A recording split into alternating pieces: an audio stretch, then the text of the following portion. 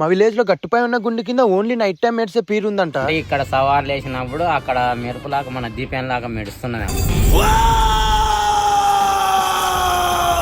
Welcome back to అందరి video. పీర్ల పండుగ వచ్చిందంటే ఊర్లో మాకన్నా సంతోషంగా ఇంకెవరు ఉండరేమో. ప్రతి విలేజ్ లో పీర్లు ఉంటాయి, కానీ మా విలేజ్ లో ఉన్న పీర్లకు ఒక చిన్న కథ అయితే ఉంది. అది కథ కాదు, నిజము. 30 సంవత్సరాల కిందట ఊర్లో పీర్లు పెట్టినామంటే ఈ గట్టుపై ఉన్న రాయిపై ఎర్రగా నైట్ టైం మెరుస్తున్నాయంట. ఇది నేను చెప్పట్లేదు, అప్పటి వాళ్ళు చూసిన వాళ్ళు నేను అడిగి మరీ తెలుసుకున్నా. అలా తిరుగుతుందా మంటలా కాదు కానీ సర్వీస్ అవుతుంది. ఆడ గుండు కింద మెరుపులాగా మెరుస్తున్నాయి.